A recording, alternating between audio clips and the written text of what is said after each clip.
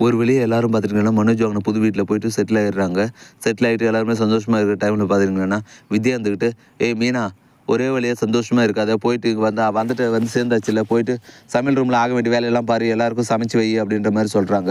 அதுக்கு முத்து இருந்துட்டு, "எங்க வந்தா கூட என் பொண்டாட்டி தான் சமைக்கணுமா? ஏன் வேற யாரும் சமைக்கக்கூடாதா? மத்தவங்களலாம் சொல்லுங்களேன். அது என்ன எப்பவுமே என் பொண்டாட்டிய மட்டும் வேலை வாங்கிட்டே இருக்கிறம்மா?" அப்படின்ற மாரி கேட்குறாங்க. "ஏன்டா அவ தான்டா எப்பவுமே இந்த வேலையெல்லாம் செய்வா. அதனால தான் அவகிட்ட சொன்னேன்" அப்படின்ற மாரி சொல்றாங்க. அதுக்கு எங்கே வந்தாலும் அவளே தான் சமைக்கணும். நான் எல்லாருக்கும் வந்து ஆன்லைனில் ஆர்டர் பண்ணுறேன். எல்லாருக்கும் ஆன்லைனில் வர வச்சு சாப்பிட்டுக்கலாம். இங்கே நீ ஒன்றும் வேலை செய்யாது மீனா அப்படின்ற மாதிரி மீனா கிட்ட சொல்கிறாங்க. ஏங்க நம்ம குடும்பத்துக்காக தானே சமைக்கிறேன். அதெல்லாம் ஒன்றும் கஷ்டம் இல்லை. நானே சமைக்கிறேன் அப்படின்ற மாதிரி சொல்கிறாங்க. முத்து வந்துக்கிட்டு அதெல்லாம் ஒன்றும் வேணாம். எங்கே வந்தாலும் நீயே இழுத்து போட்டு வேலையெல்லாம் செய்யாத. நான் ஆன்லைனில் ஆர்டர் பண்ணுறேன். நீங்கள்லாம் நம்ம இன்றைக்கி ஆன்லைனில் சாப்பிட போகிறோம் அப்படின்ற சொல்லிட்டு முத்து வந்து வெளியே போயிடுறாரு. அந்த டைமில் பார்த்தீங்கன்னா மனோஜ் வந்துட்டு அண்ணாமலையை உட்கார வச்சு, "பா நமக்கு இருக்க பூர்வீக சொத்துல எனக்கு சேர வேண்டிய பங்கை பிரித்து கொடுப்பா" அப்படின்ற மாதிரி சொல்கிறாங்க. இதை கேட்ட அண்ணாமலைக்கு பேரதிர்ச்சியாக இருக்குது. "ஏன்டா நீங்கள் 3 பேர் ஒன்றா இருக்கணும்னு சொல்லிட்டு தான் நான் இதுவரையிலும் பாடுபட்டுன்னு இருக்கேன். நீ என்னடா இப்போவே சொத்துல பங்கு கேட்குறே" அப்படின்ற மாதிரி சொல்கிறாரு. "பா இப்பயும் நம்ம ஒன்றா இருக்கலாம்ப்பா. இந்த வீட்டுக்கு கட்ட வேண்டிய பேலன்ஸை கட்டிட்டு நம்ம எல்லாரும் இதே வீட்டில் ஒத்துமையாக இருக்கலாம்ப்பா" அப்படின்ற மாதிரி சொல்கிறாரு. "ஏன்டா எல்லாரும் அங்கே வேலை செஞ்சுட்டு இங்கே வந்து தங்குவாங்களாடா? ஏதோ 2 நாள் ஆசைக்கு தங்கிட்டு போகலான்னு வந்தால் நீ என்னடா இப்படி சொல்கிற" அப்படின்ற மாதிரி சொல்கிறாரு அண்ணாமலை.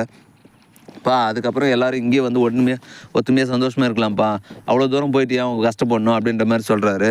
"டேய் அதெல்லாம் சரிப்பட்டு வருமா? அவங்கெல்லாம் ஒத்துக்கணும்ல. எதுக்கும் அவங்களெல்லாம் கேட்டு ஒரு வார்த்தை கேட்டு நான் உனக்கு சொல்கிறேன்டா" அப்படின்ற மாதிரி சொல்கிறாரு.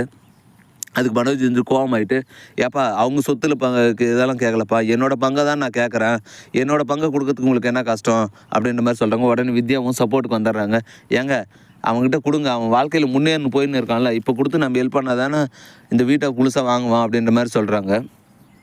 "சரிடி வாங்கணுன்னா உன் மகனுக்கு சப்போர்ட் பண்ண வந்துடுவியா? சரி நான் கொடுக்குறேன்" அப்படின்னு சொல்லிட்டு அண்ணாமலையுமே ஒத்துக்கிறாரு. சரின்னு சொல்லிட்டு மறுநாள் காலைல பார்த்திங்கன்னா அண்ணாமலையை கூப்பிட்டு ரிஜிஸ்டர் ஆஃபீஸுக்கு போகிறாங்க.